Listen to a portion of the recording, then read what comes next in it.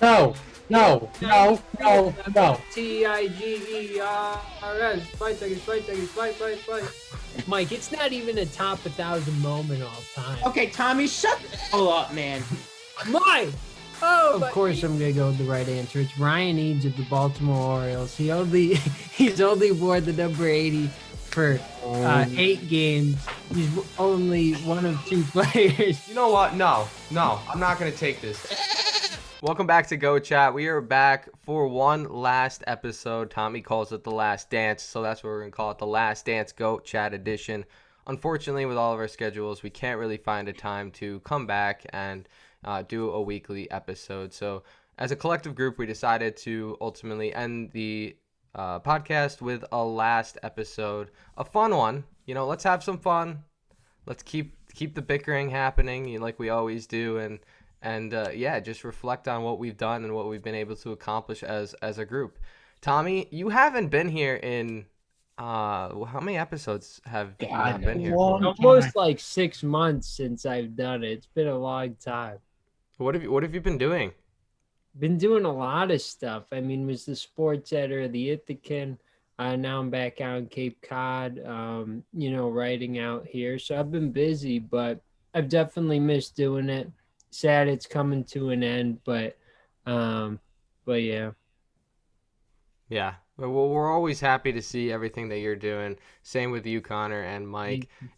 If you guys want to do any introduction, I feel like we've been seeing Mike and Connor a lot, as well as myself, in these last few episodes that we've had. But Mike, Connor, any type of first statements that you want to make on the last episode? Well, it sucks that it's coming into an end. We've all had a really good time here when we've been able to, do this podcast, even throw it back to 2020 when we were doing it 2 times a week. Wow. What a dream that was, pumping out content left and right. But we got a good thing going. We got some experience under our belt with our own podcast. I think we all have grown from this podcast and gotten closer as friends and stuff like that. So it's been a great experience, but unfortunately coming to an end. Mike, not to forget, when we were doing 2 episodes a week, sports were shut down and we had very little to talk about. So we were really scratching at the surface there. We started this podcast as freshmen in college, and now, we're all seniors. Tommy and I have 1 semester left, and then we're out into the real world. We all have just grown so much through this podcast and through our own experiences to, eventually all be professionals in sports media. Matt and I both had an internship at Fox Sports last semester. Matt's doing really good work right now with the Mets out in Syracuse. I'm with a college up here. I'm with UAlbany. It's just so many different experiences that we've been able to gain through this and get ourselves ready for that next step. Yeah, definitely. Connor, I was going to mention that, like, when we started, we were talking about literally anything that had to do with sports. You saw something on Instagram, we felt like we could talk about it, we would do it. So it was kind of unbelievable how we started, and to see everything that we've done and everything that we've grown. I feel like I could speak for myself. I've learned so much from this. I've gained so many different qualities, as well as being on camera. I could talk more easily, and I know I've seen growth from all 3 of you guys, which has been amazing. And it's been a pleasure to be with you guys at Ithaca College for these last 3 years. I know we have 1 semester altogether left, but Connor and we had practically the same schedule in the fall.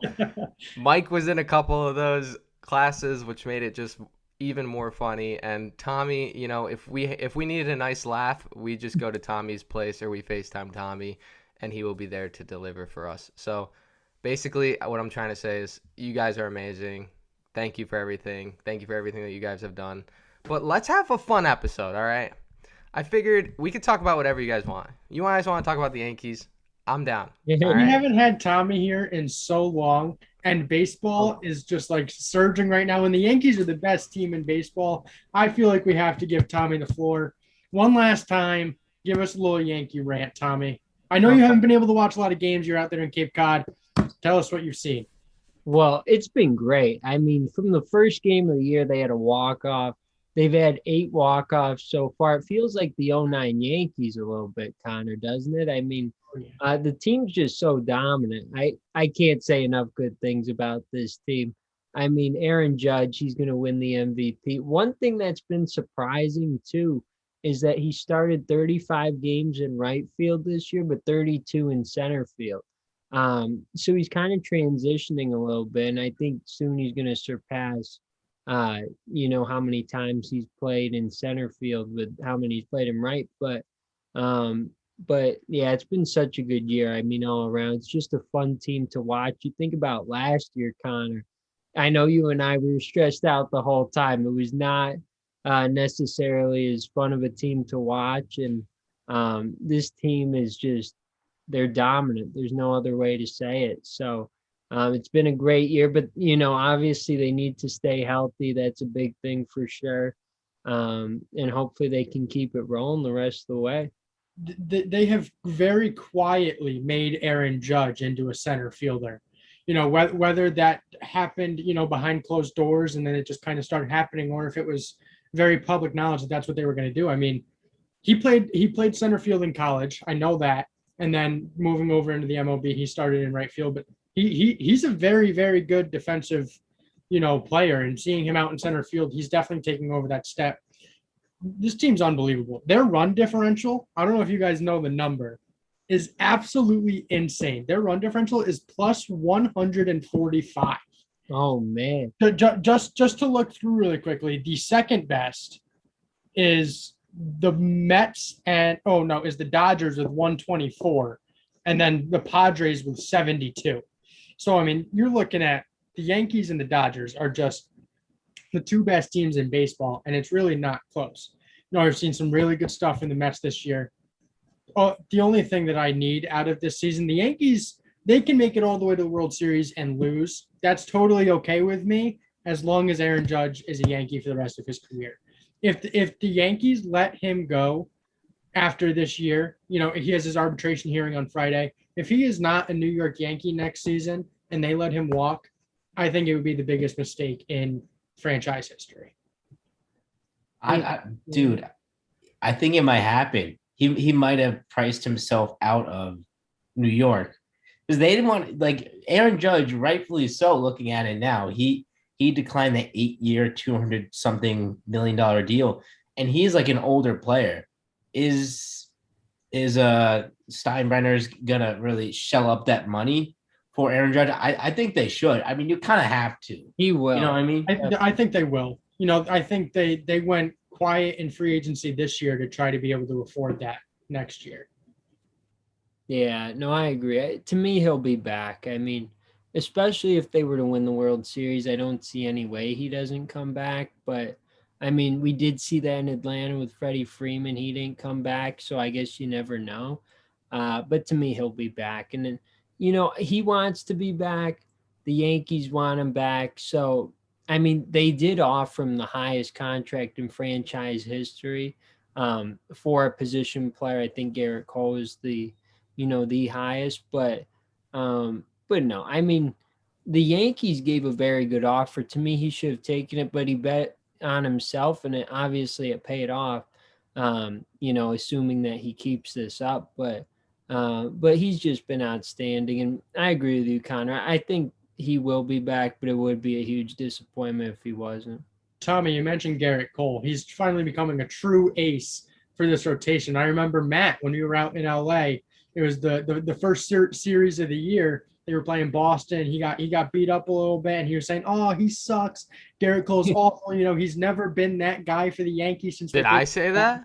Oh yeah. I said he was overrated. We were standing there in the Friends Cafe. I said he was overrated. I didn't say he sucked. As you were pouring Warner Bros, you were telling me how bad Garrett Cole was and how it wasn't a good deal for the Yankees that they made it. And now he's a true ace. He's had 2 no-hit bids going into the 7th inning this year.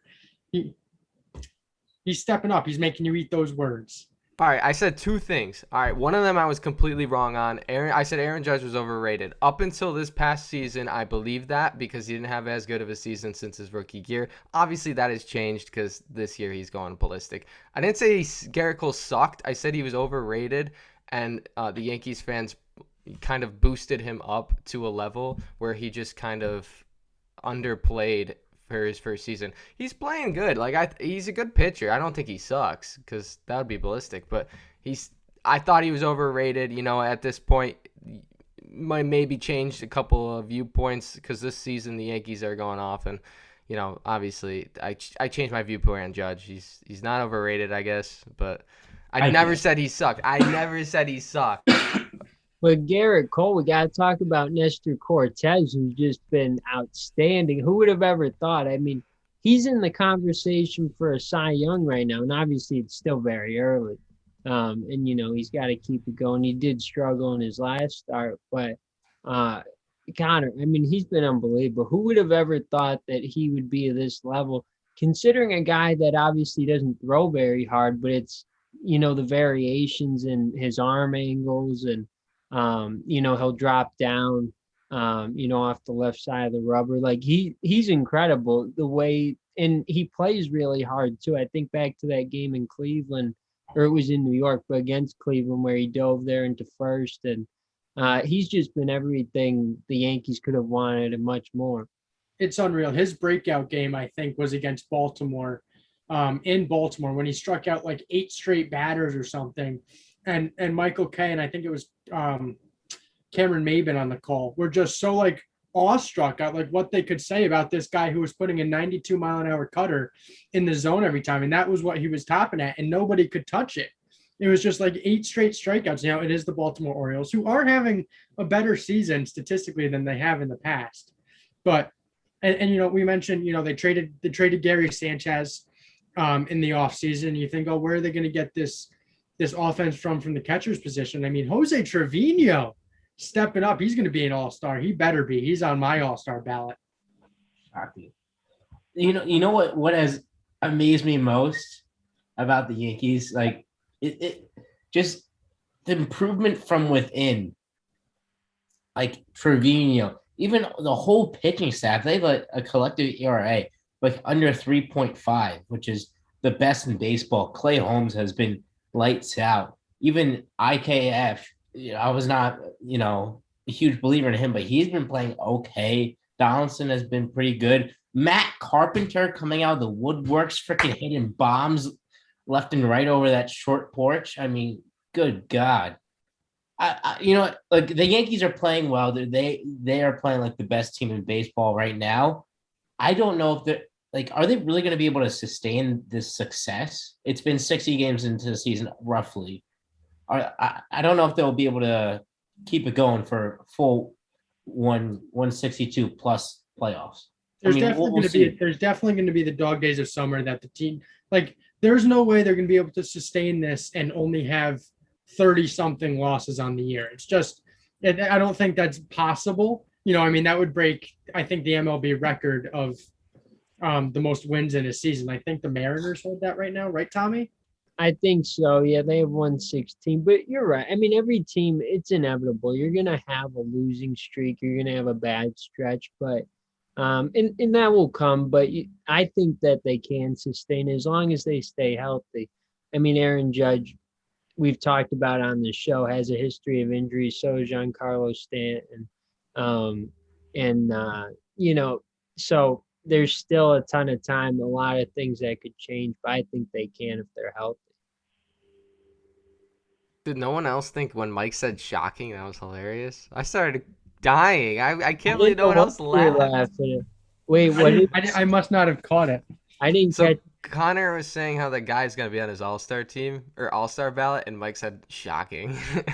I mean, if you look at the other catchers in the American League, there haven't really been more that have been as productive, on both sides of the field as Jose Trevino. He's a great defensive catcher. He's very good at framing pitches, and his bat has really come alive. I mean, he had 6 home runs all of last year in Texas, and now he's already got 6, a third of the way through the year. He's been a really good guy there for the Yankees. And, the catcher is in a position where you get a lot of offense from in the major leagues. Yeah. For me personally, I'd pick Alejandro Kirk over him. Oh, I would pick too. I mean, He's been better Blue at the Jays play. are freaking leading in like 4 of the positions. Bo Bichette does not deserve to be on. No, the he doesn't. team. It should be Tim who else? Anderson. I think it should be Tim Anderson. I think George Springer was starting right now out in center field over Trout. And like they have a whole country freaking voting for him. And they're gonna have like 5 starters, and it's ridiculous. Well, remember that one year with the Royals, like 2015, when it was almost like their entire starting lineup, and then the end, like it kind of evened out a little bit, but they still had like 4 or 5 starters. Salvi, Eric Hosmer.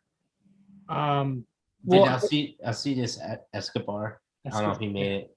Lorenzo Cain definitely made it. Well, I think it was like somebody, I forget who it was. I think it was like an infielder who wasn't playing well at all. And like he was going to get in because just the whole fan base like got behind him. It's not. And I mean, that happens. But Trevino, too, I think he's great for the clubhouse. I mean, the fan base loves him. The team loves him. I think he's just an awesome guy to have on your team, regardless of how he's playing. And then he's just playing great back there. So, yeah, I mean, I obviously Connor and I are biased, but I would pick him as well.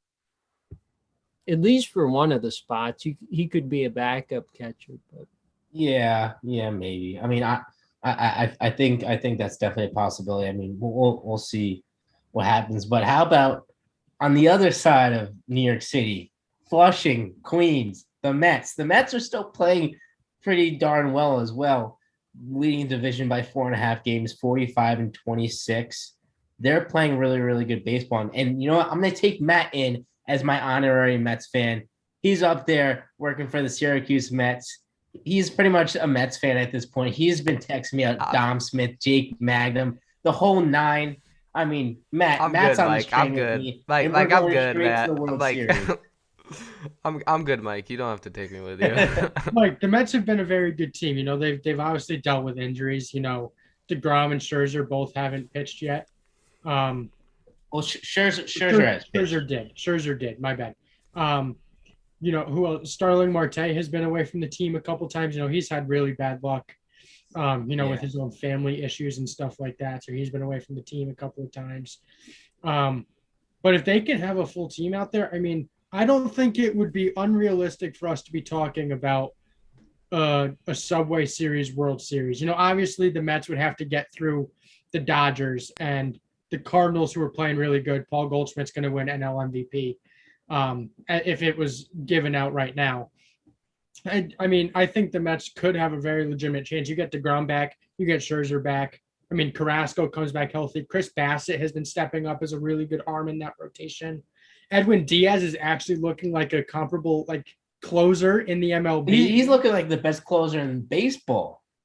So I mean, I don't think it is unrealistic to think that we could see New York versus New York for the World Series come October.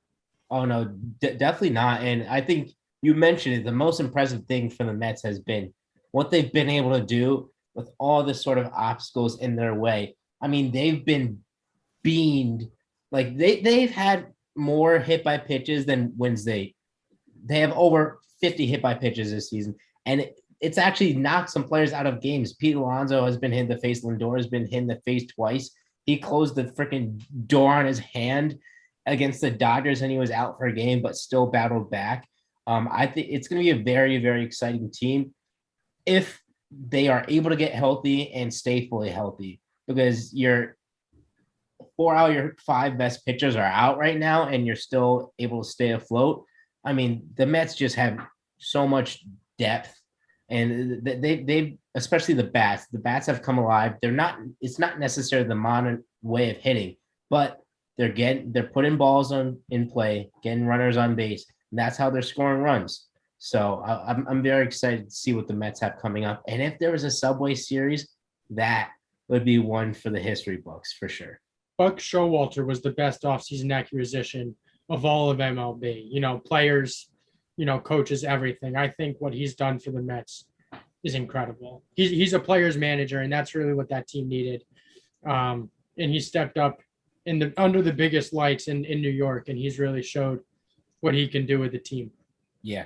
Well, you see over in Chicago, you got you got White Sox fans, fire Tony, fire Tony. That guy has to get out of baseball. He's done. He's tapped out. Retire. You've had a great career. Just go away. He was done 12 years ago. I can't believe with how much talent they have on the roster. They haven't had a team this good for 10 plus years. Yeah. And they have had some injuries too, though. That's played into it. But no, I agree. I mean, that was just kind of odd anyway. I mean, he was already in the Hall of Fame, like you said, retired for over 10 years, and then he comes back, and I don't know. I mean, to me, when you hire a manager, and like it's a little different with Buck Showalter because he'll be around for a little while. But like with Tony, like when you hire a manager, don't you want a guy that's going to be there for like a substantial amount of time? Tony was there to win now, and it's not happening. So it is a little tough for the White Sox, but hopefully they can turn around. Matt, we haven't heard from you enough. Throw out a topic and we'll talk about it now. That's enough baseball talk. We know you're not a big baseball fan. Last episode, throw out whatever you want. I mean, see, I don't know. What do you guys want to talk about? I'm down to talk about whatever. Baseball is just not. I can't really like rattle off like Tommy, where he's rattling off like notes and stuff. What do you think about the final? Oh. What about the graphic that ESPN put out before the NBA Finals started, where the Boston Celtics were 86% favored to win the NBA Finals? This isn't. I can go off about that. I can go off about that either. But 86% favored to win over the Golden State Warriors was just absolutely ludicrous. Now, the Celtics were a very good team. They outplayed Miami in the Eastern Conference Finals. I'm not going to be here and say Miami could have done better in the finals. They definitely couldn't have.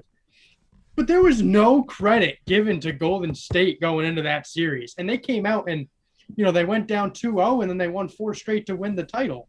No, it was 1-1. They went down 2-1. My bad.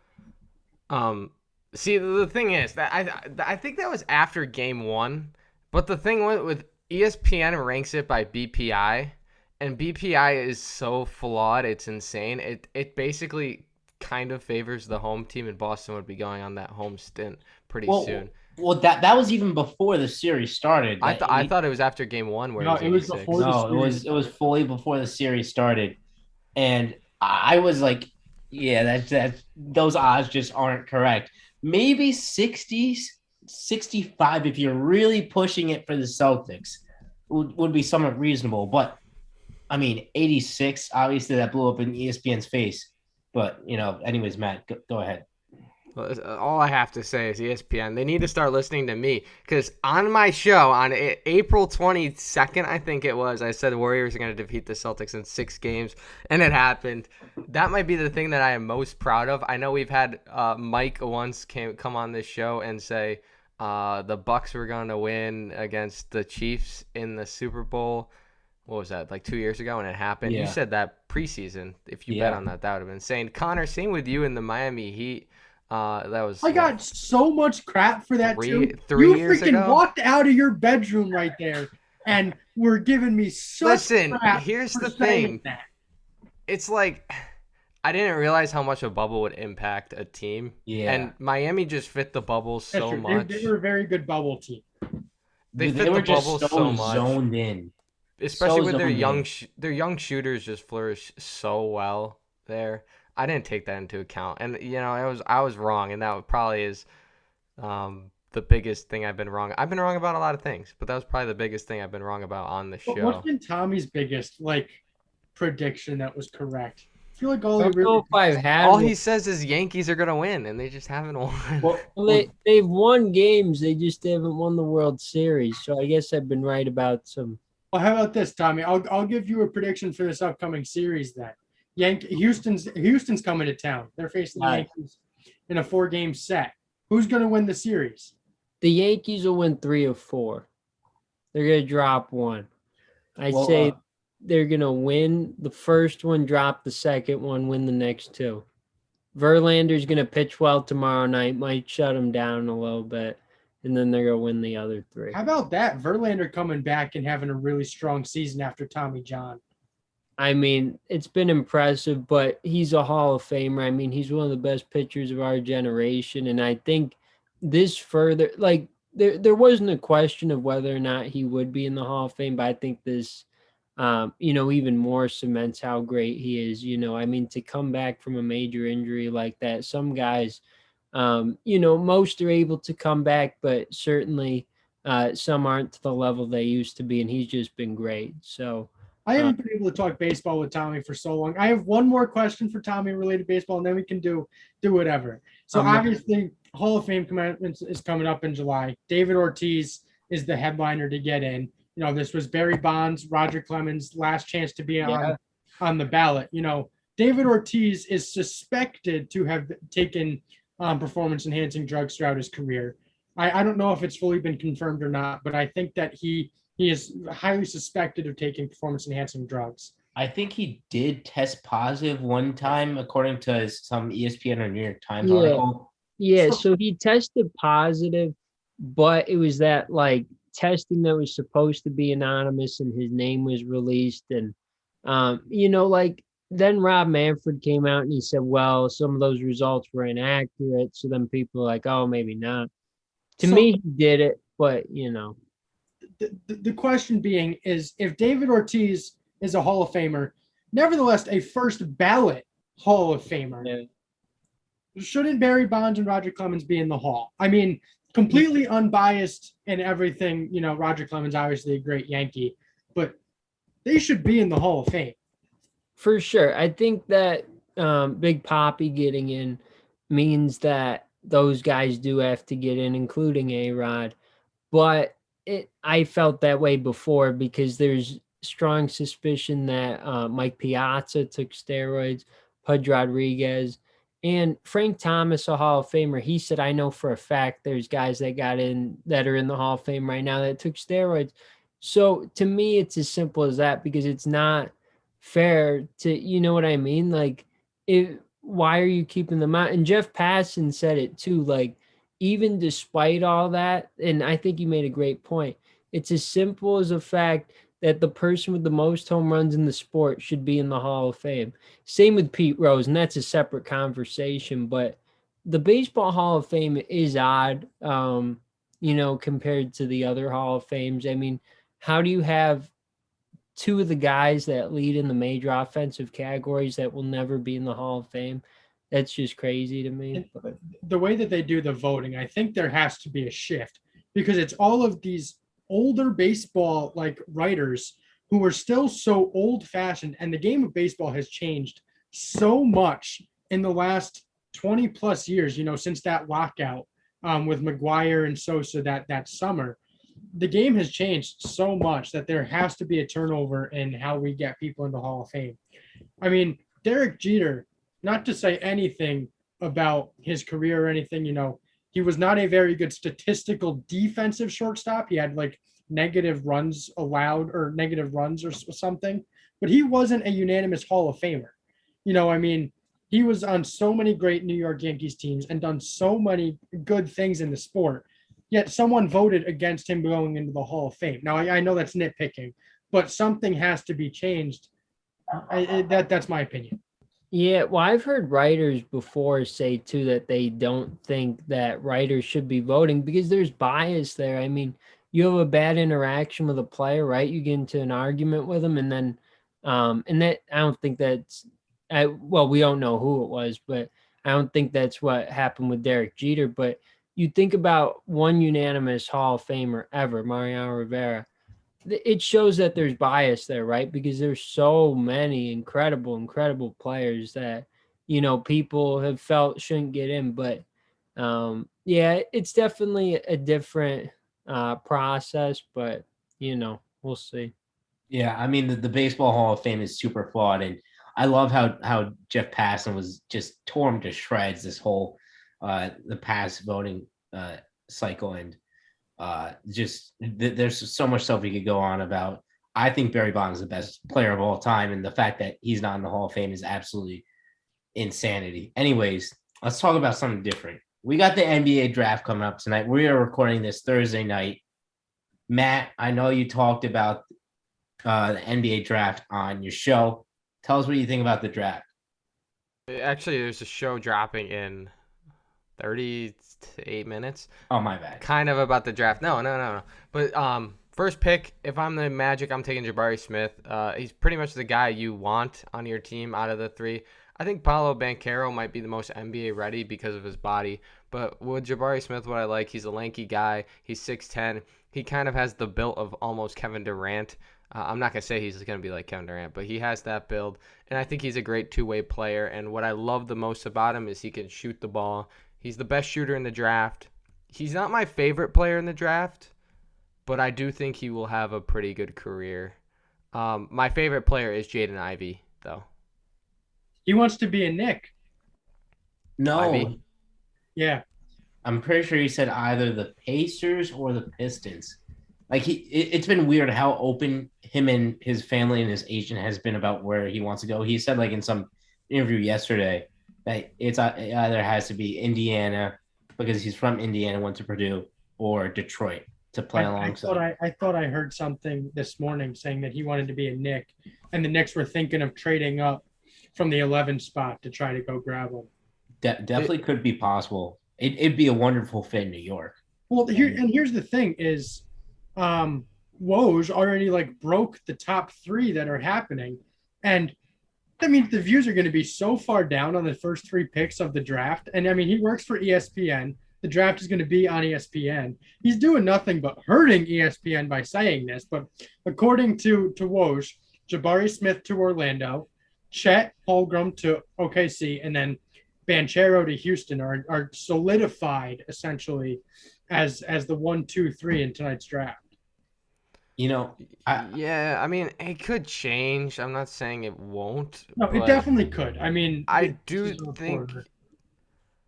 Yeah, no, Woj has more credibility than like Adam Schefter or someone else who's made mistakes oftentimes. But the thing with Banchero is obviously he's going to be a lock if he's not picked in the first 2 to Houston. And with Jaden Ivey, unfortunately, I think you have to take Jaden Ivey at 4. He's either going to be a King or someone's going to have to trade up and take him. I don't see how the Kings won't take Ivey. Mm-hmm. You'd have you'd honestly have a pretty good team with Ivey on it. Well, I don't think the Kings worked out Jaden Ivey, and they haven't been like, there hasn't been like peak interest from Sacramento, but they have drafted players that they haven't worked out before. What I've been hearing and reading is that they're really interested in Iowa forward Keegan Murray. I think that could be a good fit too. But I think overall the better prospect and higher ceiling is definitely Jaden Ivey. But for me, Jabari Smith is the perfect NBA prospect. He has everything you want from offensive wise. He's able to create his own shot. He's able to move the ball. He's able to play defense on the other end. I mean, he has the legitimate upside to be the best player in the NBA. And I feel like he has such a good floor already with the way he shoots the ball and defends that he's the shoe-in number 1 pick for me. If I'm Orlando, there's no shot passing on him. But I think not necessarily the biggest question for draft night, just moving forward. I'm really curious about how Chet is going to look in the NBA because he's just so skinny, man. And I understand he'll be able to add on muscle, but like he's like thin. Like Giannis came into the league and he was like at least a bigger dude, like thicker shoulders and wider shoulders. Chet's just skinny, and I don't know.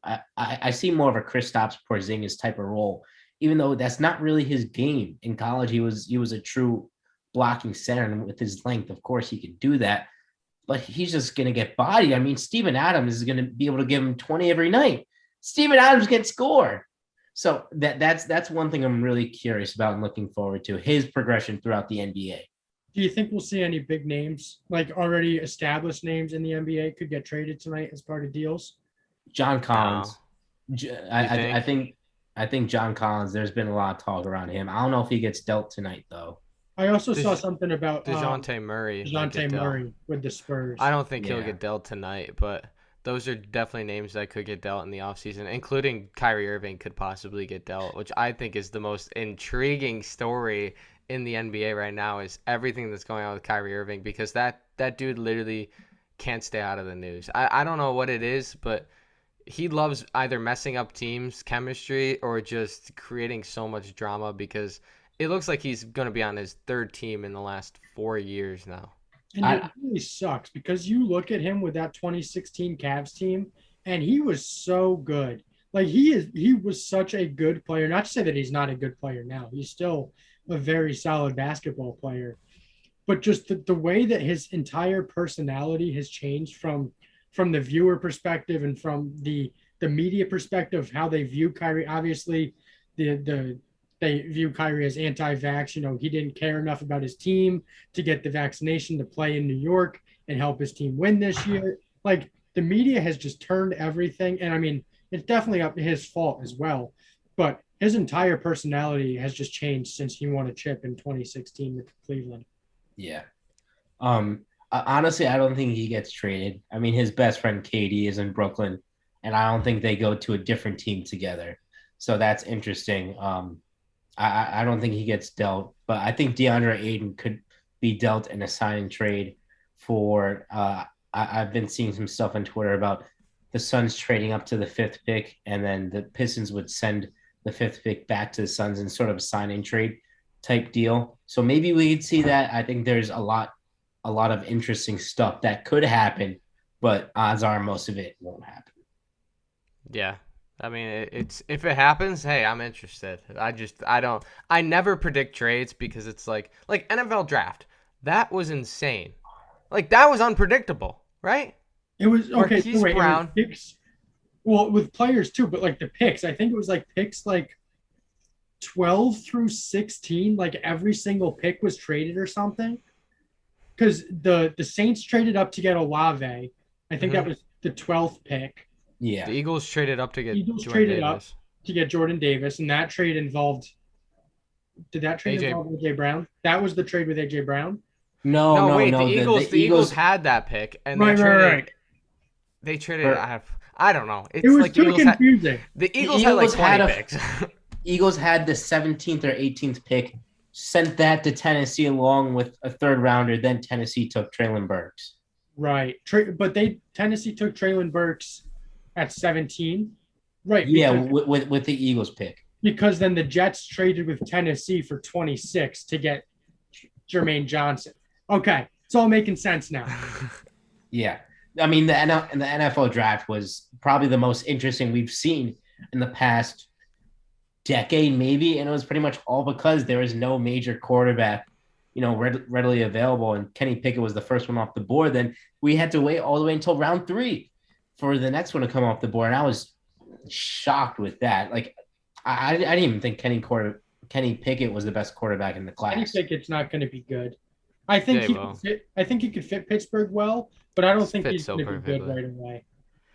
Sure, maybe not right away. He's going to fumble. He's going to throw interceptions. Not to say that young quarterbacks don't do that in the league anyway, but I think we'll see Mitch Trubisky get the start there at the beginning of the year. I think we'll eventually see Pickett on the field, but I don't think he's going to be very good. I just don't think the combination between the floor and the upside was worth it for the Steelers to take him there. If I was the Steelers, I would have waited to take someone like Malik Willis or even a Desmond Ridder later in the draft. Obviously, we saw how far they fell, or just wait until next year and give a haul for Bryce Young or C.J. Stroud. I think the Steelers made a mistake. I don't think he's going to be that great. Quarterback news: Archie Manning committed to Texas. He's following in Peyton's footsteps. Hook 'em horns. No, Peyton went to Tennessee. Hook 'em horns. Hook 'em horns. I have a Texas shirt. I should pull that out for when Archie's playing there. I'm so excited for Archie. I can't wait to watch him play. There's going to be so much pressure on him. I honestly feel so bad. This has been quite a different episode of Go Chat. We've just kind of jumped around. I think we're nearing the end here. Matt threw a question in our chat. I don't think we've ever fully answered this question. Our name is Goat Chat. Obviously, GOAT meaning greatest of all time, and I don't think we've ever answered. Who is the ultimate GOAT in sports? We'll end it with this, and then we'll do a final reflection. Who's the ultimate GOAT? Tommy, I'm going to throw it to you first. Well, this might surprise people. I don't know. I feel like you have to go with Tom Brady just because he's won so much, right? But certainly he's a more recent one. But that's obviously a tough one. I mean, in every sport, there's somebody that kind of stands out above. But I'll go with Tom Brady on this one. Matt, who are you going with? Wayne Gretzky. I don't. I think when you talk about the greatest players, those are players that dominated their sport, and no one really has dominated their sport like Wayne Gretzky. Um, I mean, I could go through this, but I don't think you guys really want me to. I'll say this: he won 8 MVPs in a row. He ended with 9 MVPs, 4-time Stanley Cup winner. He eclipsed 200 points 4 times in his career, which 200 points is a lot. Keep in mind, Connor McDavid, what was like 150. 150 this year?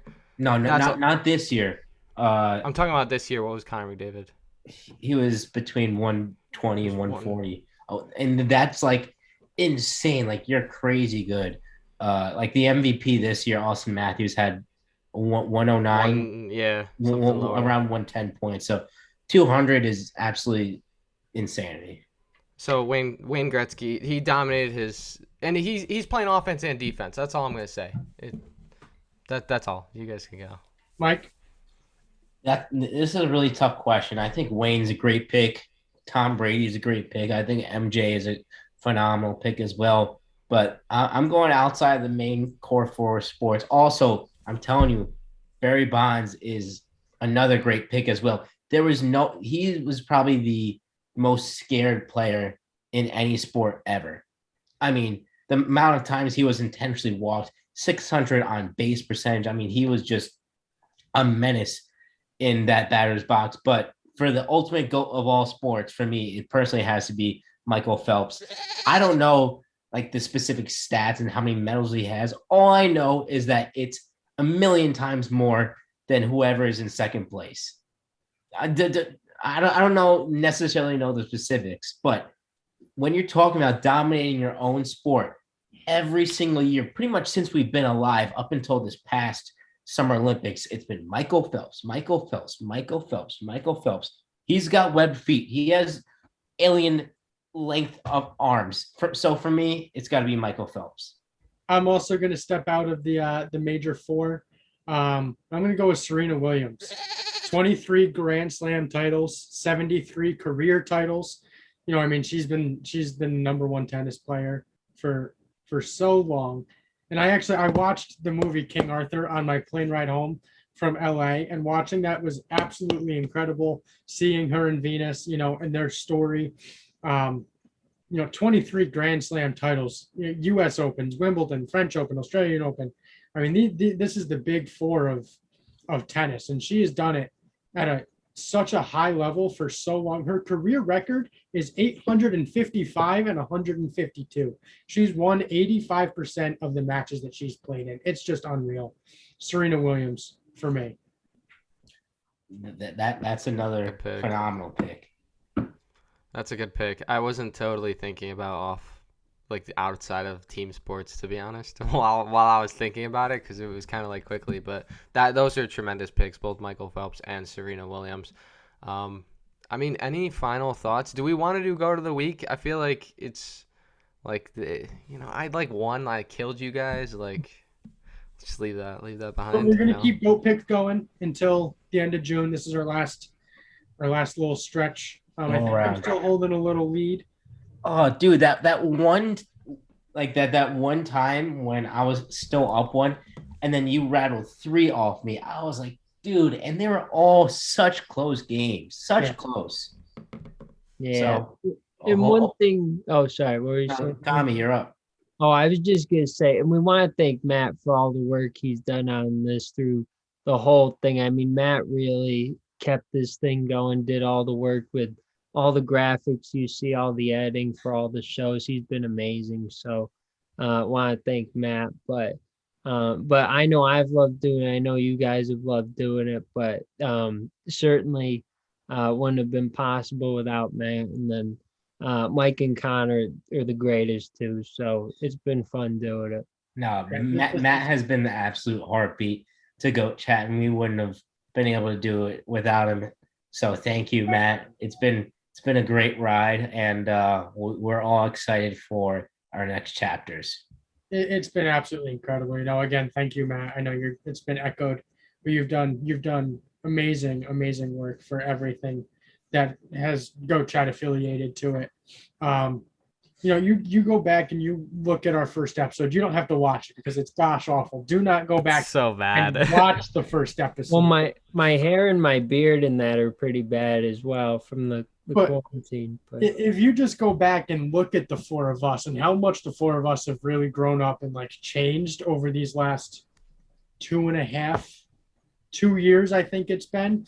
I mean, it's unreal. We're seniors in college. Like I said this at the beginning, but like we're ready to take that step out from doing this in our free time as like part of like just having fun and growing ourselves to actually going out and being sports media professionals. I think the three of you all have incredibly bright futures in this field. I've been so happy to have started with you guys, have done this with you guys, and this has been awesome.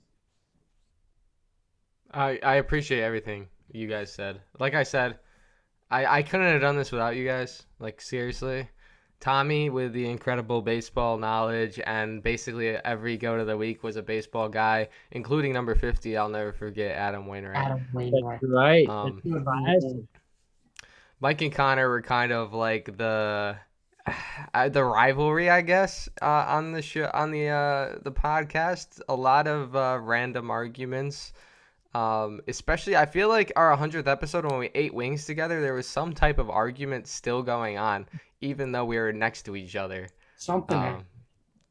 So it was just unreal. No, it was who was the most biased sports fan, and I think everyone picked Connor, and that's what I was saying. But they kind of like, it's definitely you. No, how could it be me? It's definitely Mike. I mean, him and the Cowboys, Dak Prescott. Oh my goodness. If we're gonna be real for a second, the most biased sports fan on here is undoubtedly Tommy. Yeah, it is me, but it's all right. Hey, I'm proud of it. Go Yankees, baby.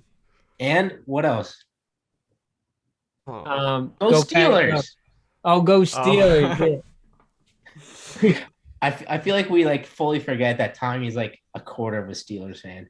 You know what? Dane Richardson would be disappointing. And a Nets fan. Yeah, he's also a Nets fan. Don't forget that, Mike. Come on. Right. This has been so fun. And I don't want to say that this could be the end of us because, me, Matt, and Mike have had, radio shows out in Ithaca in the past. I mean, I'm looking forward to maybe doing that again in the fall. I don't know what their plans are. But again, maybe a little Sunday morning football talk show in the morning. We'll see how everything goes. I don't want to say this is the end. Obviously, we'll all still be together at some point. That's right. Yeah, I think that's a good way to end. This is not the end, but I mean, I don't know. This podcast. Obviously check out Kane's Corner Sports. Mike has made appearances on there before. Maybe I'll get on there at some point. I haven't been asked to yet, but look, Connor, I haven't had like any guests on in like so long. I've been slacking. Just a joke. Obviously, just a joke. Matt does incredible work. Shots fired.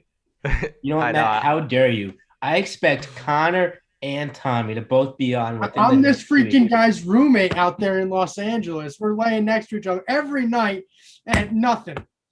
I mean, like, to be fair, I think the only people I've had on were Mike and my brother, but good. No, I have to be better on this, and I need more guests. I need to like actually plan stuff because listen, no, he's done a great job picking his guests. He's picked the most knowledgeable out of the bunch. Man. Good job, Matt. I applaud you.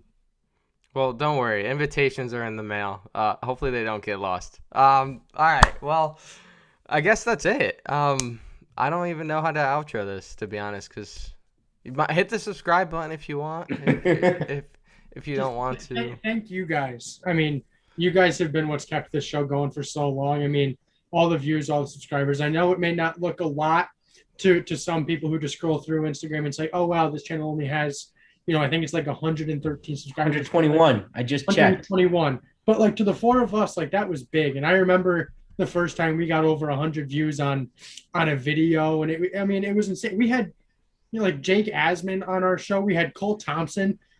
Or not Cole Thompson. Cole Murphy. Cole Murphy. USFL legend. Cole Thompson's he's a Houston reporter. Cole Murphy, who is now like killing it in the USFL. I think he could get an invite to an NFL training camp. I think I'd be surprised if he didn't. we've done so many good things, and honestly, every single person who's watched our videos, every single person who's hit the like button, who has subscribed, stamp guy in our comments, we have truly appreciated you every single time you've watched one of our videos and stamped those. Just thank you to all of you guys. Yeah.